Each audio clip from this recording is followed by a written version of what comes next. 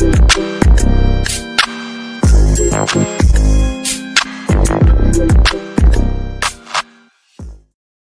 good, beautiful people? Welcome to the Miss Best Reviews channel. And we have to give another welcome to our regular co-host, James, from the Watch Your Mouth Reviews channel. Hey. Thank you for having me. You guys make sure you like, comment, and subscribe to the channel. Show my girl some love. Let's get this subscriber count coming up. I appreciate that. I had gained, I think, 2 subscribers yesterday during the Basketball Wives review. So thank you to the new people and welcome. This show, God, they get on my nerves, but we're here to go over the Valley, the spinoff for Vanderpump Rules. I'm tired of it. The colorless act as if when they go through things that millions of other people of various colors and ethnic backgrounds go through, they act like it's just so hard.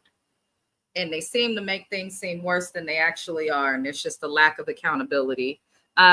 This episode starts with Jesse picking up Jax in a random neighborhood.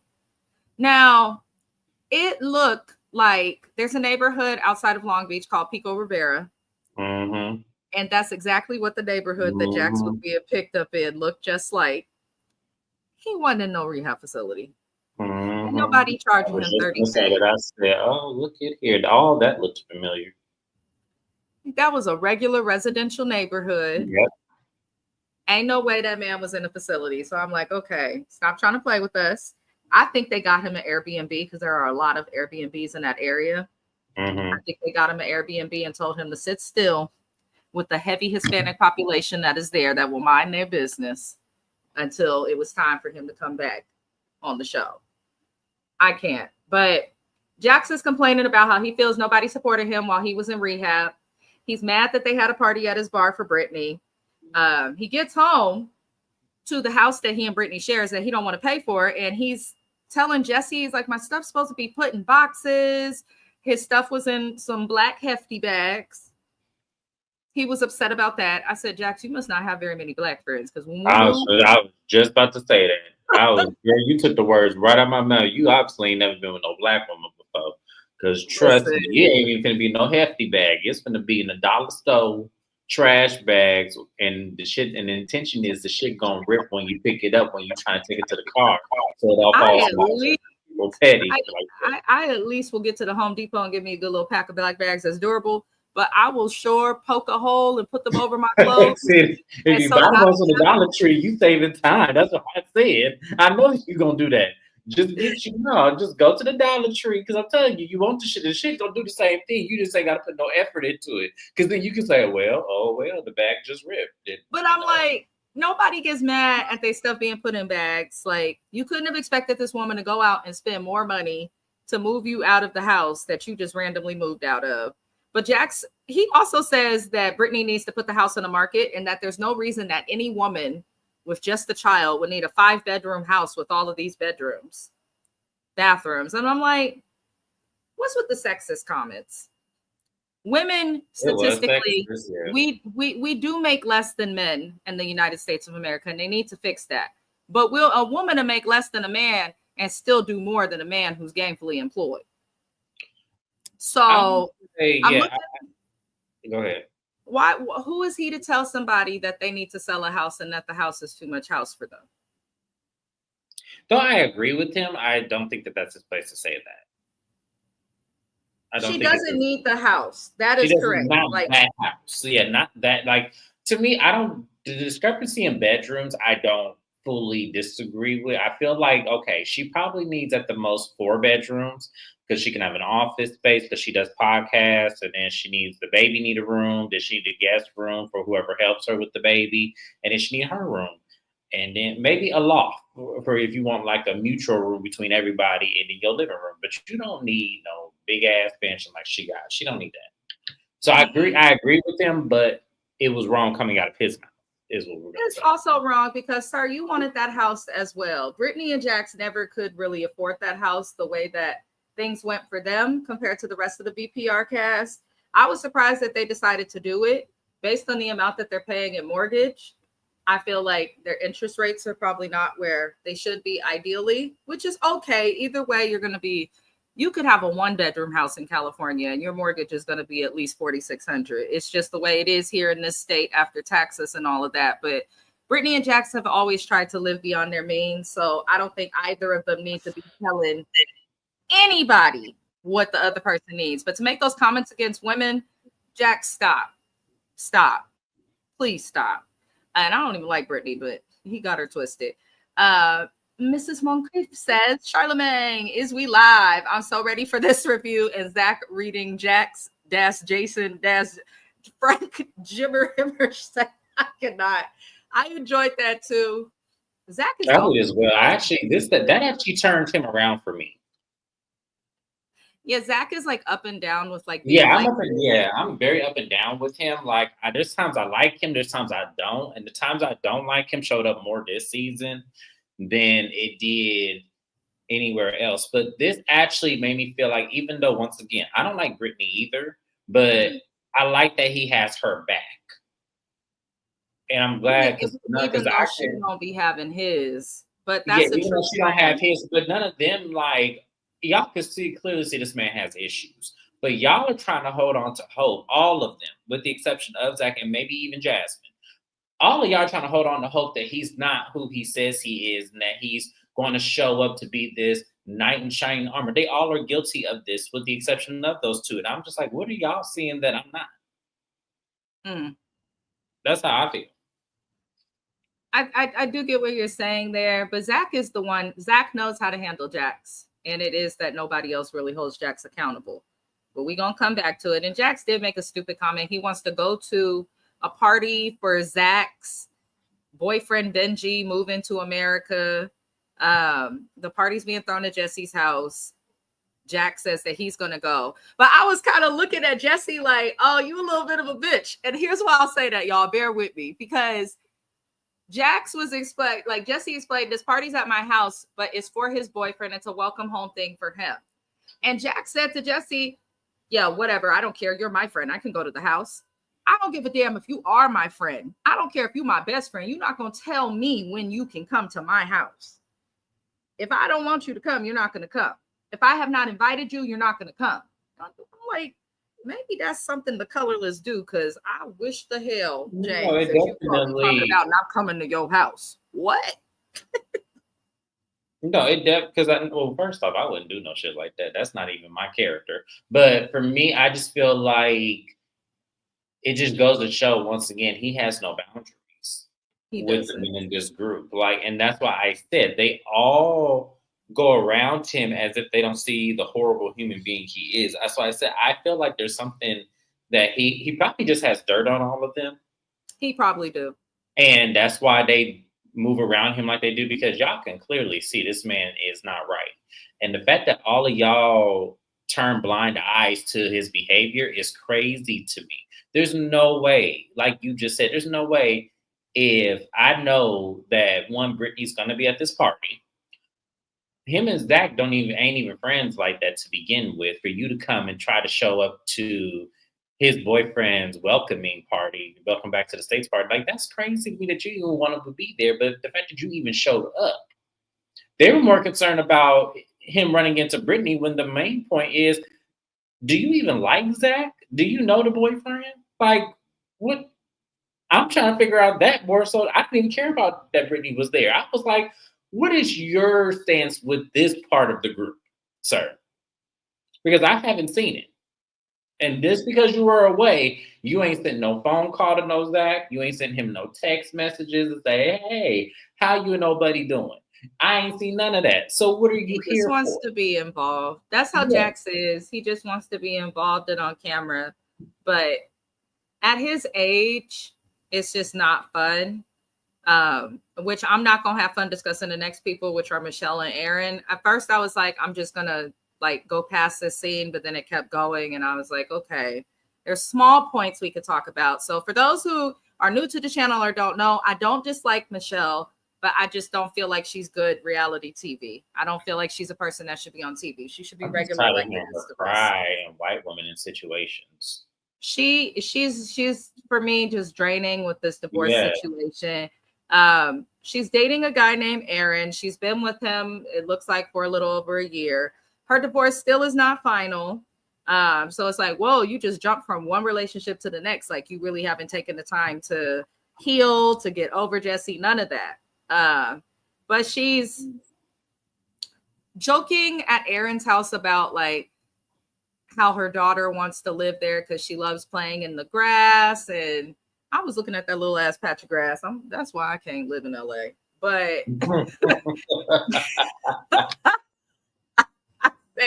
because California will do that to you. The house will look beautiful for the inside, but when you look out your window, you may be looking into somebody else's window or the side of their house or something. Because LA just puts everything so close together. That's called the get you gotcha. You'll look at the outside of a property and not see it, but as soon as you walk into that inside, it looked like someone just moved the inside of a house and just put it inside by a crane.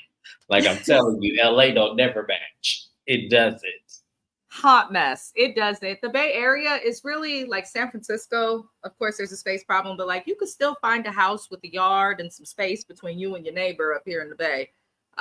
You might have to give your life to afford it, but you know, LA be tripping me out with that. But I'm just looking at Michelle like, why is this man so close to your daughter? Like, I understand who you date should be around your kids, but you don't know that this is your forever person. You're not fully divorced. He's taking walks with her in the morning and smelling flowers. And while that all sounds so sweet and nice, I think it's too much too soon. The little girl still has to process that mommy and daddy not together. And now you throwing this in the place and talking about maybe they can move in together if he proposes or thinks to do that. Why would you even say that, Michelle, when you're not divorced? I can't. So she then speaks about, as we know, her mom is sick with cancer, and she says that she received a phone call from the oncologist about her mother stating that her mom is deteriorating physically. And it sounds like her mother is, you know, dying, which is unfortunate. But she's upset because Jesse will not allow Isabella, her daughter, to go and see the mom, to spend extra time with the mom. And I was looking at the guy's face, and it's just like, I could tell this man does not care to hear about her ex constantly. But then at the same time, I'm going to hold him accountable because don't date a woman who's in the middle of a divorce and then look annoyed if you have to hear about it. But I feel like she's going to run him off. Like, stop talking about Jesse. Talk to your lawyer. Tell your lawyer to talk to his lawyer. That's just how I feel. But James, did you want to comment on that scene? No, we can move on. He's like, I don't like her. I don't like, I'm telling you, she is draining and I just can't take her. So no, we can move on. I ain't got time. I do hope they don't bring Michelle back. Like, I don't see her purpose on this show. I think she should get her divorce, have her great career in real estate, enjoy her new man, and live her life because she's boring. It's just a fact. Sorry, Michelle. Anywho, we get to the point where everybody is coming for a party, and I'm annoyed with Jason's bitch ass because he sees Danny and feels away, even though Danny apologized for calling his wife a snake. I'd also like for Jason to acknowledge that people don't like your wife and say things about her that are true. Your wife has had problems with everybody, but because Danny holds her accountable because you're trying to call him an alcoholic, you have a beef with him. And then the man apologizes and you say that you don't believe the apology. Alleging someone has a drinking problem is a worse problem, but to allege it like Jason did, and for Jason to apologize for how he came off, just to immediately go back to saying the dude has a drinking problem. Jason, shut the fuck up, please. And I also heard he's the worst type of attorney one could be. So I'm annoyed with Jason. I just feel like, and this is my problem with him, for somebody that has rumors about him not wearing a wedding ring when he's out socializing, why are you pointing the finger at someone who you're alleging has a drinking problem? I don't understand why you, of all people, because you should know what that feels like, right? To have your character be assassinated over something that you claim you don't do. But you're okay to say that another man has a drinking problem, which has not been shown. Just like You not wearing your wedding ring has not been shown. So I want to know why you feel the need, sir, to point this out when you don't like it when rumors are said about you.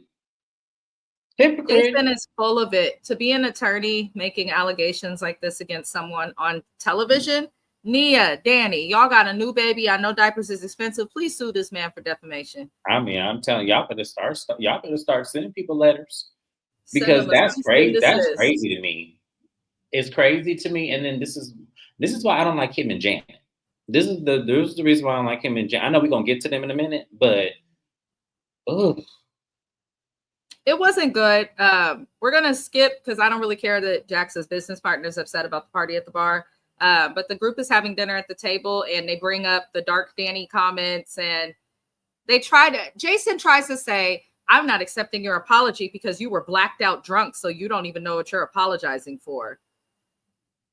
That's the dumbest thing I've ever heard.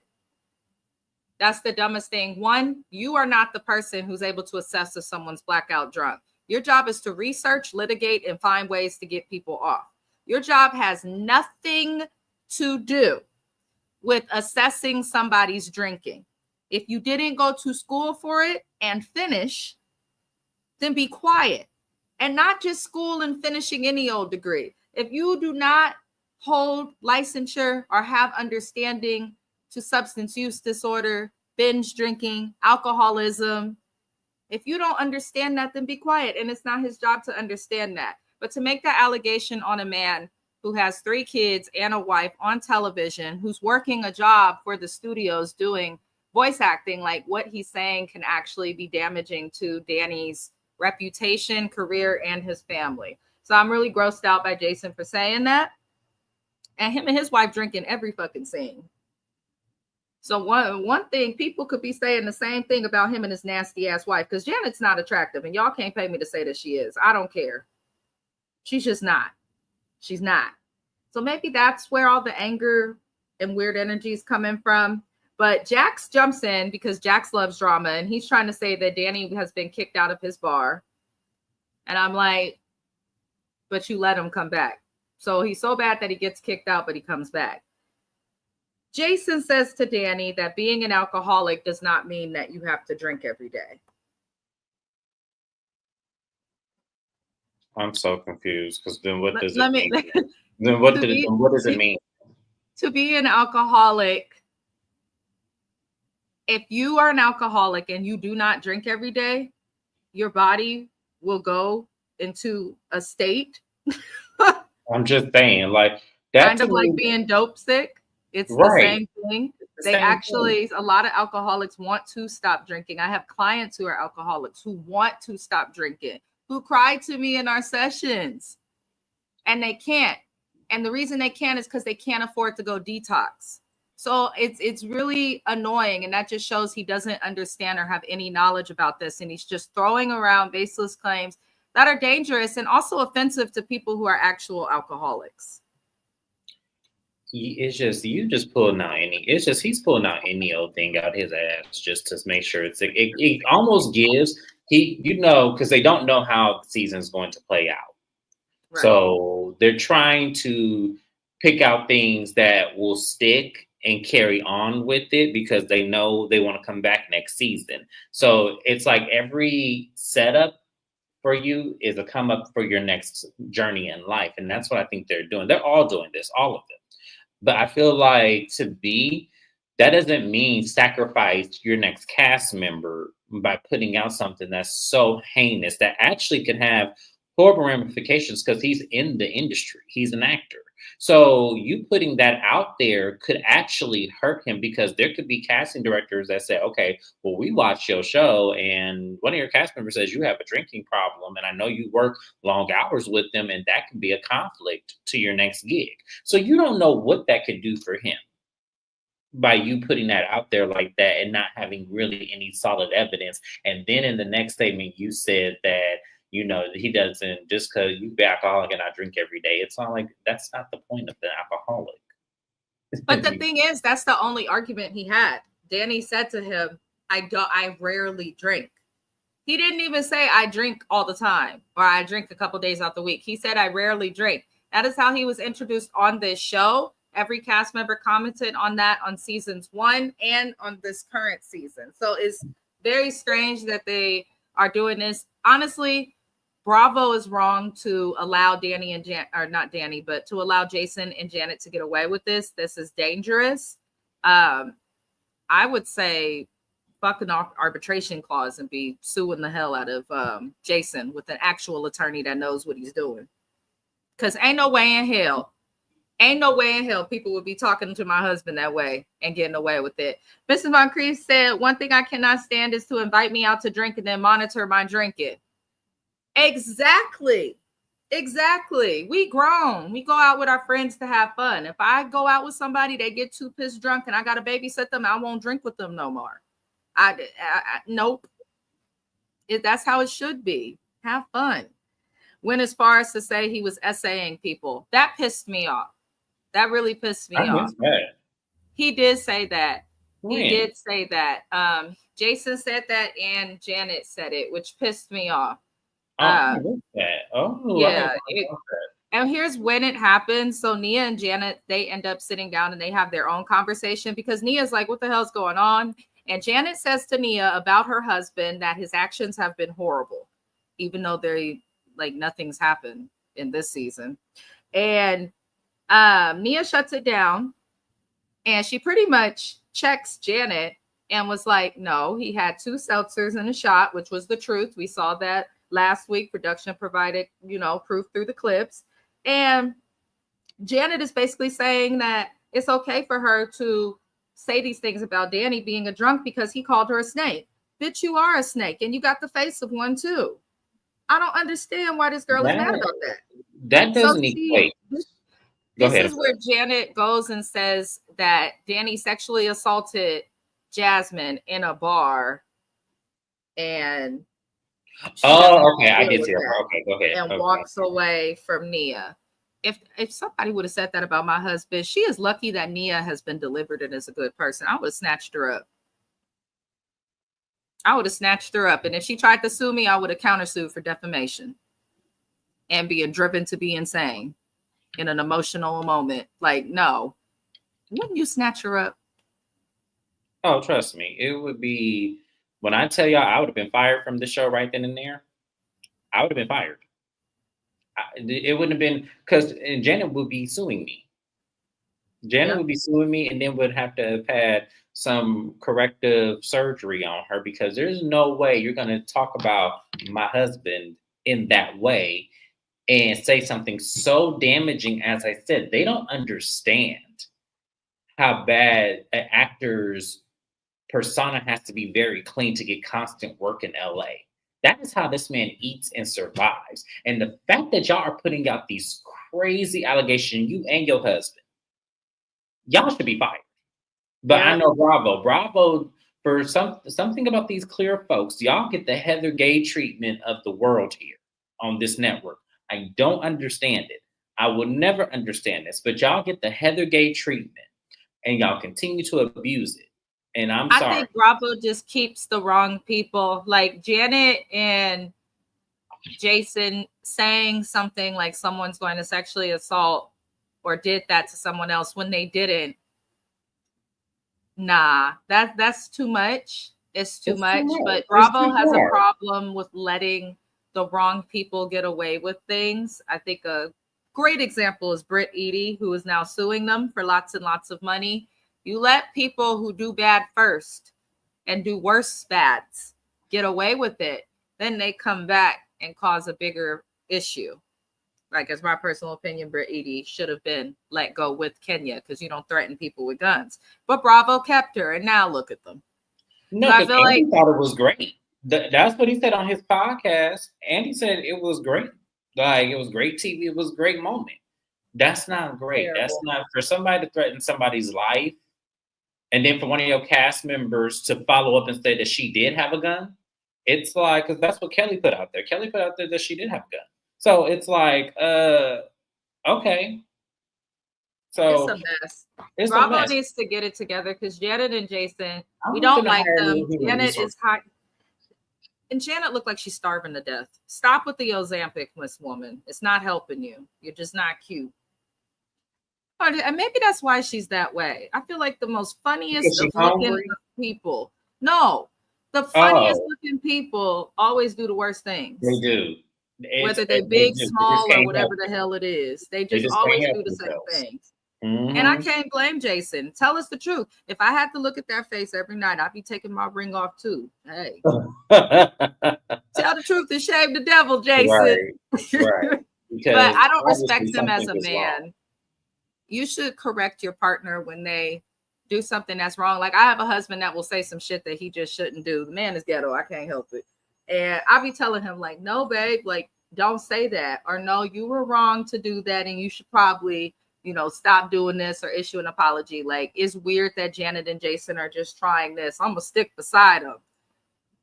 It makes zero sense when they just threw a fit and were in tears because of the wedding ring thing. Goodbye.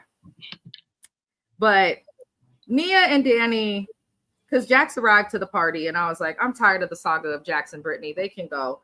There's a lot of other people on this show who can shine, and Jax and Brittany, you could tell in their heads, think that this show is centered around them, when really a lot of us are here for Kristen. I'm just saying. But Nia and Danny talked to Jesse about the situation with Jesse and his daughter Isabella and Michelle's mom.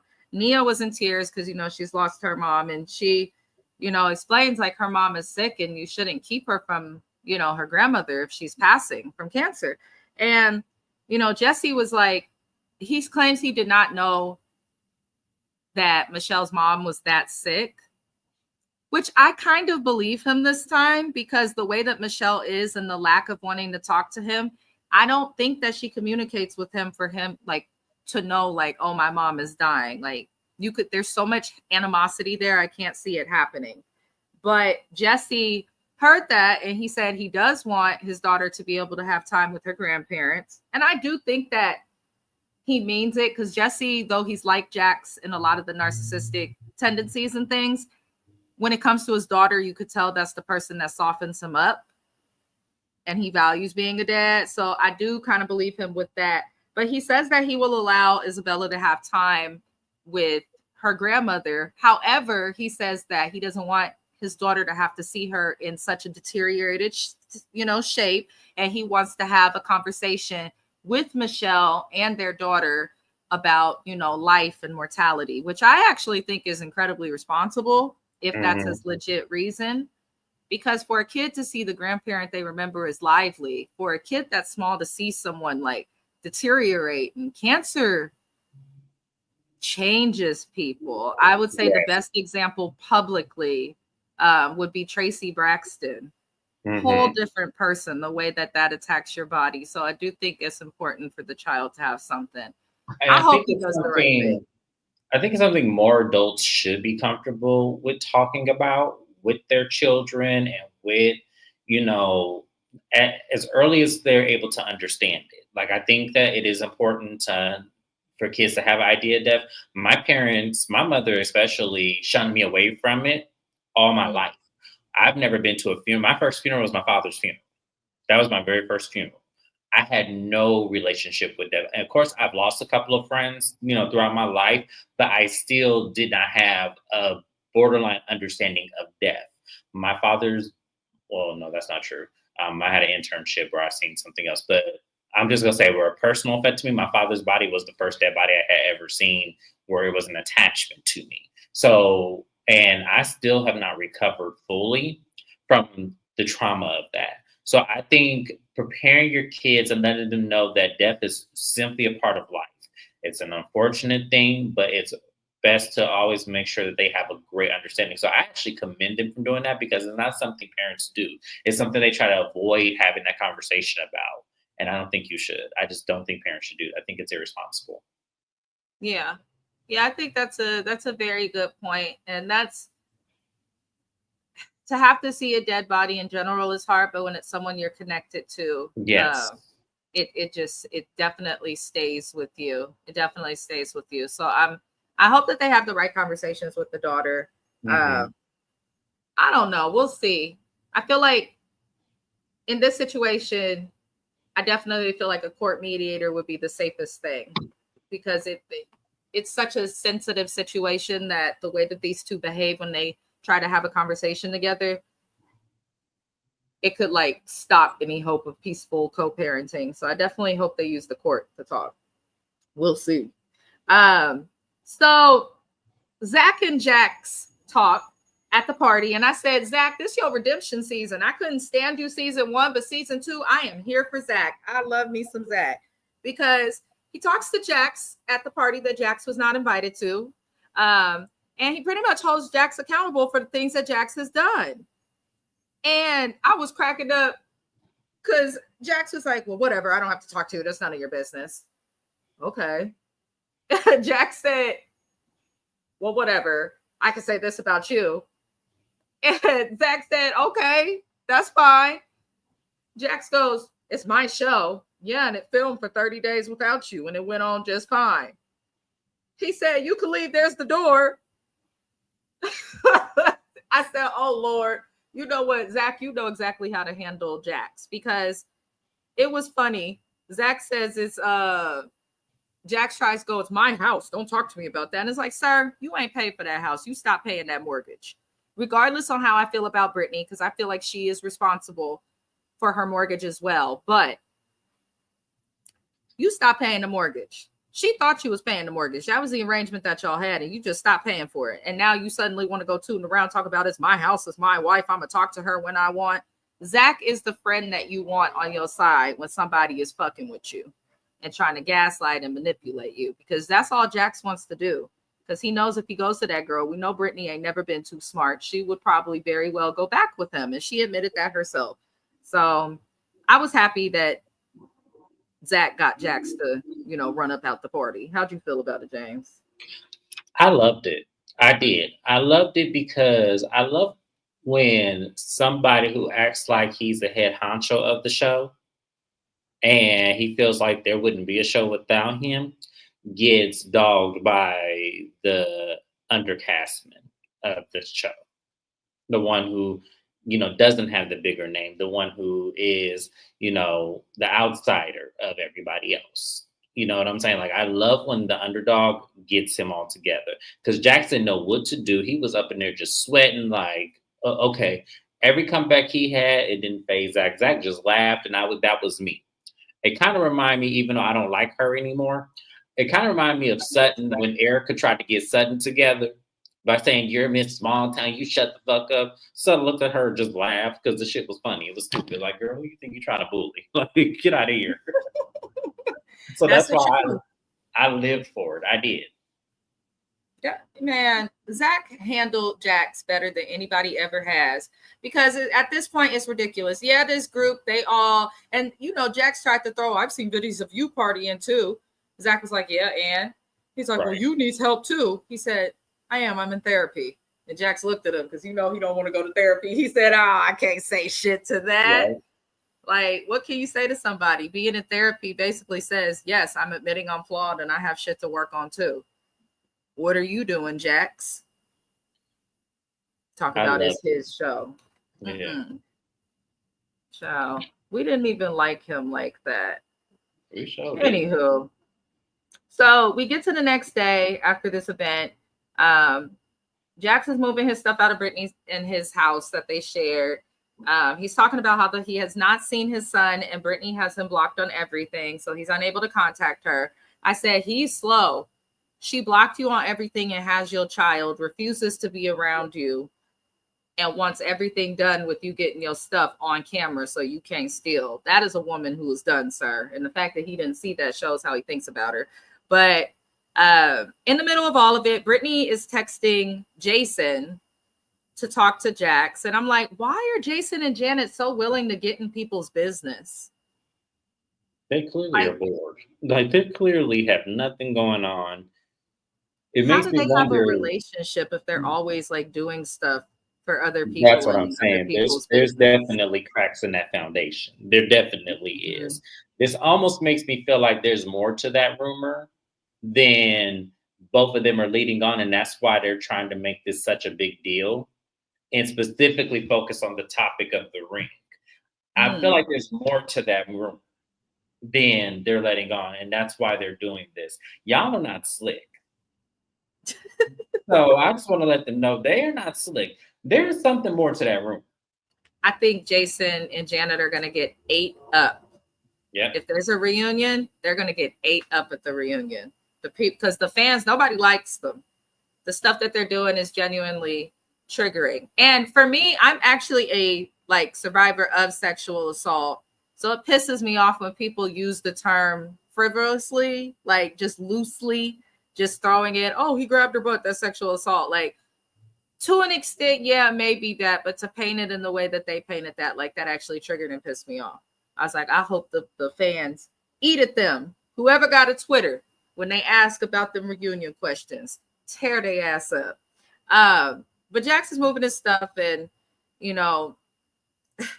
Jax is refusing to do what Brittany is asking him to do through Jason until she lets him see his son. Eventually they make peace. Brittany comes to the house after Jax leaves the house. He's going to be moving in with Schwartz. Well, not with him. He has a condo, a beautiful condo, by the way, adjacent to Schwartz's house. And I don't know, Jax seems to care about the Toms. The other Tom, he don't mess with them too much because he slept with Kristen while, they were friends and all of that. But, it seems like he just wants to live like the frat boy. I just moved to LA. I'm near the guys life forever. And I don't think that Jax will ever mature at all. I just don't. I don't. Luke's going to propose to Kristen, but we'll talk about that more when they get to the point of the proposal. But while Jax is in the new condo, we pretty much end the episode with him getting served his divorce papers. And I don't know why this man was acting so dumb. Why is this man acting so dumb? What does that mean? Why did Tom Schwartz, of all people, have to tell Jax, like, you didn't read the custody part? Like, you have to know if you see his divorce papers that your child is involved. How can you at least pretend to give a fuck? Like, I don't feel like Jax is interested in being like a dad. I don't feel like he wants to grow up. Who I feel doesn't like read it's their that, divorce papers? but I feel like he wanted to be the one to pull the plug because then that gives him full control of the situation. Her doing that meant he had no control over the situation. So I feel like that's why he got to this point, because it's like, how are you confused on what that is? How are you confused on what's going to happen next? Why are you so confused? It's because he wanted to be the one to pull the plug, and he wasn't going to pull the plug. He was going to string her along. And I honestly think he didn't think she was going to do it. He didn't. I think she thought she was going to wait for him to get it together if he ever so chooses to get it together. But no, I think that this was a control tactic. I think that's why he had the reaction that he did, because it was weird for me even watching it. It was all like, you had to know your marriage was over. You had to know that this lady was going to do this. The fact that you felt like blindsided by it means that you didn't think she was going to do it, and you wanted to be the one to pull the plug if you felt it was right for you to do so. And you wanted to do it where she had no choice but to come back begging to you. That's why you wanted that to happen that way, and it didn't. Men like him, y'all got to watch men like him. We've all known to watch out for men like Jax, including Brittany. Yeah. She still chose to go for him. We all knew it would end. It's finally ending. I'm curious to see what they do for the show, but I want production to allow the couples that are divorcing, if you are going to keep all of them on as cast members, allow them to film separately from each other. Allow them to make moments and to prove to us that they have storylines without their spouses. Because if they don't, then get rid of them.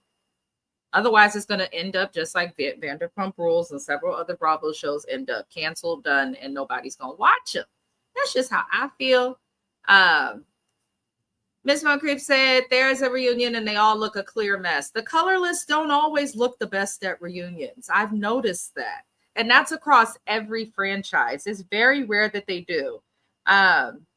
Someone who used to dress well at reunions was Dorit, actually, on Housewives of Beverly Hills. She's a colorless woman that I do think has looked nice at previous reunions. But for the most part, all across the Bravo shows, the colorless don't impress me with their clothing choices. They just don't. I'm so sorry. Have you been impressed, James? No. Yeah. I think the worst are Sutton, Kyle Richards, Kathy Hilton, and who's that girl on Salt Lake City? Heather. Heather. Heather Day. Heather came. No, you know who it is. Honestly, Heather does okay. It's Whitney that always misses it for me. She always looks like she's going to like a school dance or Easter dance or prom, and it's like she don't do her hair. That one reunion where she had that ponytail, I was like, okay, that stressed us all out. Yeah, that stressed me out. I said, oh. The irony, though, is Jax came to Vanderpump Rules to tell Sandoval he was falling down the stairs of life and gloat about his new show. All the while, he ended up divorced, living next to Court. Girl, yes. I remember watching Jax make an appearance on Vanderpump Rules again. And he was so happy to gloat on Sandoval because, you know, they got that like weird frenemy thing going. But now he's in the exact same situation. Like the exact same situation. But crazy. I don't know why. These people... So, like, there's a thing in California, like, if you want to make a friend, come to the Bay Area. You can't really... It's harder to make friends. It's harder to date. It's just harder in Los Angeles. And I feel like that's why a lot of these people stick together with their friendships. It's harder to date in Los Angeles, and it's harder to have friendships in Los Angeles because everybody's an opportunist. That's the whole reason why you moved to Los Angeles in the first place. So if you already have that clear mindset when you are dating somebody, that's when you have a successful relationship because you both were on the same page. You can't have clear intent with dating. I'm not saying everybody in Los Angeles is like that because you have few and far between. But for the most part, people in Los Angeles, it's hard to find. Yeah. And so it's also the one area in California where most of the people there ain't from there. Yeah, exactly. So I hate to cut this short, but I got to get ready for work though. So it's okay. The live is actually over. So we will be back on my channel, you guys, tomorrow for the Housewives of Miami. Yes. Check the link in the description of this video. Subscribe to James's channel. He'll be doing, when he's available, some lives on his channel as well. Somebody's Son, Housewives of Atlanta. And yes, I also have an interview coming up with Chambrielle soon. So from somebody from the owns network, Somebody's Son, I'm really excited about that. She and I are setting up a date and time for that. She says she wants me to watch this Saturday's episode because it's going to be a reaction, all of the ladies' reactions to what has happened. So once that airs, then that will be coming up soon. Oh, that's a good timeline. Is that the finale? I believe so, or at least their version of a reunion. Okie dokie. I'm very excited to get into that. I'll see you later. You guys, subscribe to James's channel. Other than that, we will be back again on this channel tomorrow. I appreciate everybody for watching, and we'll see you guys again for the next live.